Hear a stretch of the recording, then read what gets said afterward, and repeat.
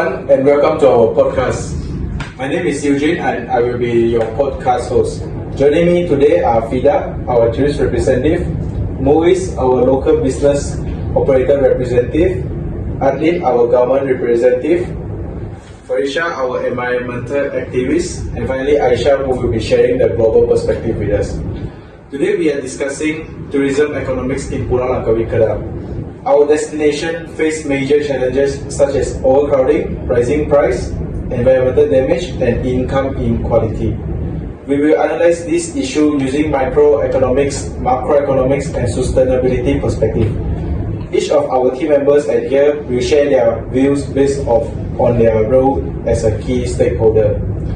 Langkawi is known for its beauty and affordability, but overcrowding and rising price are becoming common issues. From a tourist perspective, how do these factors affect travel choices and overall experience? Let's begin with the tourist representative. Me as a tourist representative, I choose Pulau Langkawi because it's very peaceful and relatively safe. However, during peak seasons, the island becomes very crowded. This affects my travel choices because overcrowding makes the experience uncomfortable and raises safety concerns. From a macroeconomic perspective, price plays an important role. If hotel prices, food, or transport costs increase too much, I will choose another destination that offers better value. Tourists, especially domestic travelers, are price sensitive, such as me. When prices rise, demand falls, which shows price elasticity of demands. Will overcrowding also reduce the consumer surplus? Yes, because tourists pay more but enjoys less due to congestion and poor service quality.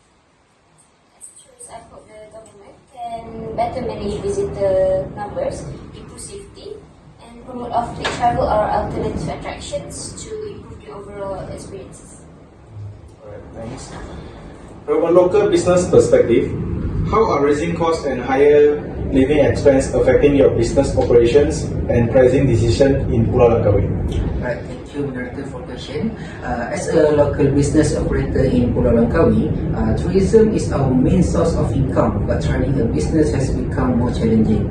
When businesses raise price to cover high costs, it also increases the cost of living for residents, especially for food, transport, and services.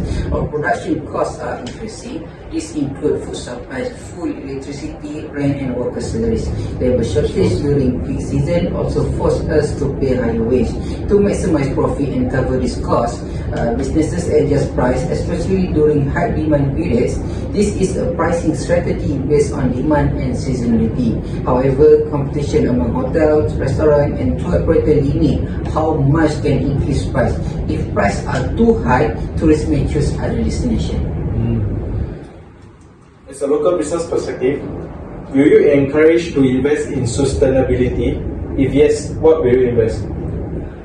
Alright, at the same time, we are encouraged to invest in sustainability, such as waste management and eco-friendly equipment, which increase operating costs in the short term. We support sustainable tourism, but we need government incentive and stable demand to remain competitive. Balancing profit, rising costs, and sustainability is essential for the long-term survival of local business in Pulau Langkawi. After hearing both of the representatives talk, they have mentioned about government with many parts. Tourism brings strong economic benefits to Langkawi, but it also creates income inequality and pressure government budgets. From a government perspective, your runs economic growth, fiscal constraint, and sustainability. So from the government perspective, tourism is a key pillar of Kedah economy, especially in Langkawi. It contributes to GDP, create employment, and support public revenue. However, rapid tourism growth also places significant pressure on government budget. To accommodate increasing tourism arrival, the government must invest heavily in infrastructure such as road, airport, public transport, waste management system, and water supply. At the same time, additional funding is required for environmental conservation, including beach protection, forest preservation, and pollution control. This rising cost must balance against other public needs such as healthcare, education, and rural development. What are the major concerns in the unequal distribution of tourism income? So another major concern is the unequal distribution of tourism income. Although the industry generates sustainable revenue, profits are often concentrated among large hotel operators and external investors. Local community frequently benefit only through low wage employment or small informal business, which wide income inequality and limit inclusive growth. Finally, fiscal incentive play an important role. Tax exemption and infrastructure subsidy have attract investors, and Langkawi tax-free status stimulate tourism demand. However, this incentive also reduce potential tax revenue, limiting the government capacity to address inequality and fund long-term infrastructure and conservation efforts. Overall, policymakers must balance tourism growth with physical sustainability, fair income distribution, and environmental protection to ensure long-term benefit for both economy and local community. This is a good point. Tourism creates economic benefit, but it also brings environmental costs from an environmental perspective. How is over-tourism affecting Langkawi, and why is sustainability important for the future? Okay. As an environmental activist, I am concerned about the negative externalities caused by over-tourism in Langkawi. Over-tourism leads to pollution, coral reef damage, deforestation, and disturbance to wildlife. These problems occur because businesses and tourists focus on short-term profit and ignore long-term environmental costs.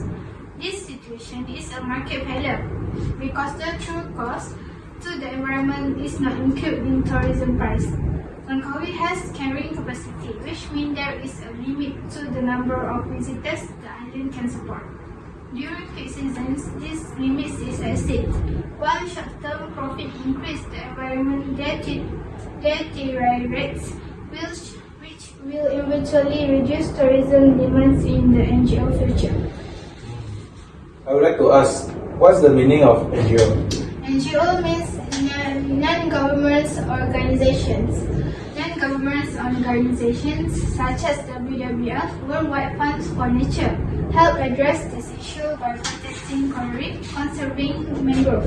They are raising an awareness about sustainable tourism. WWF also works with local communities to promote sustainable tourism. To ensure sustainability, we need to implement visitors limits, promote ecotourism, and increase conservation funding. Part of tourism revenue should be used to protect the environment. If short-term profit continue to be prioritized, Langkawi natural resources will be damaged and future generation will suffer. Alright, thanks. From a global perspective, what sustainable tourist strategies should destinations like Langkawi adopt? And how do they align with United Nations tourism guidelines?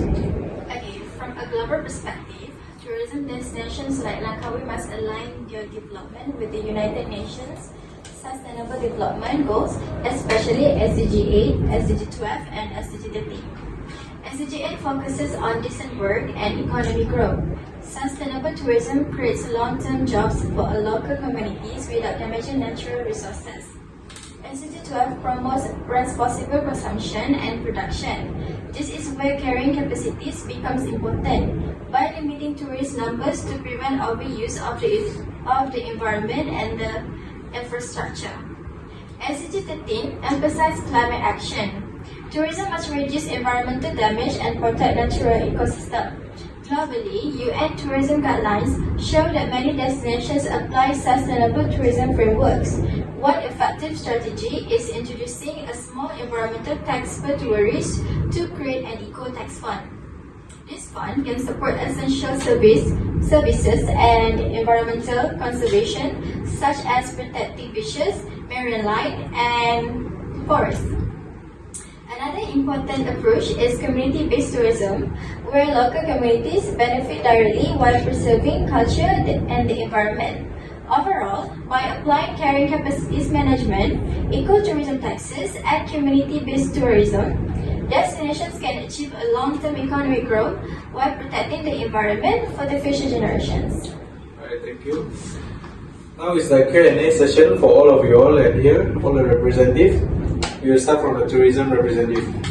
Why do you choose Malaysia, especially Pulau Langkawi, instead of other destinations like Thailand and Bangkok or Bali and Indonesia? Okay, as for me, I choose Pulau Langkawi because it offers good value for money, a safe environment, and a more relaxed experience compared to Thailand or Bali. It's less crowded, more affordable, and has beautiful natural attractions. For domestic tourists, travel is easier and cheaper, and the quality of service is much more reliable than others. With better crowd management, Langkawi can be an even stronger tourism destination. For you, recently tourist arrivals to Langkawi have slowed due to strong competition from nearby destinations. How does this affect local businesses? Alright, I think slowing tourist arrival due to regional competition directly reduce demand for our businesses. When tourists choose cheaper or more attractive destination nearby, our sales drop but operating costs remain high. This limits our ability to raise prices and affect profitability. To stay competitive, we must improve service quality and sustainability, but this requires support from the government and stronger destination marketing. Alright, thanks. For government's perspective, what is the biggest challenge in managing tourism in Langkawi?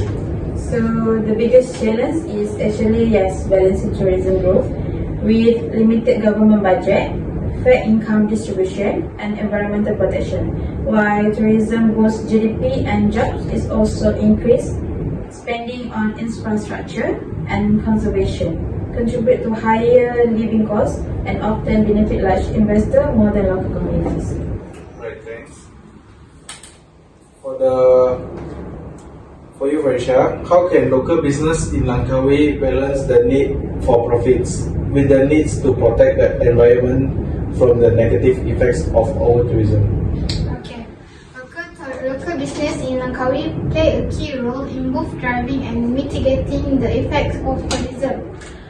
To balance profit making with environmental protection, businesses could adopt sustainable practice that reduce their impact on the island's ecosystem. For example, they could invest in eco-friendly infrastructure such as solar-powered hotel or waste-reducing initiative. Additionally, offering ecotourism package and promoting off-peak travel can help spread out the numbers of visitors throughout the year, reducing overcrowding during peak seasons. Right, thanks. From a global perspective, how can Langkawi grow tourism without damaging the environment?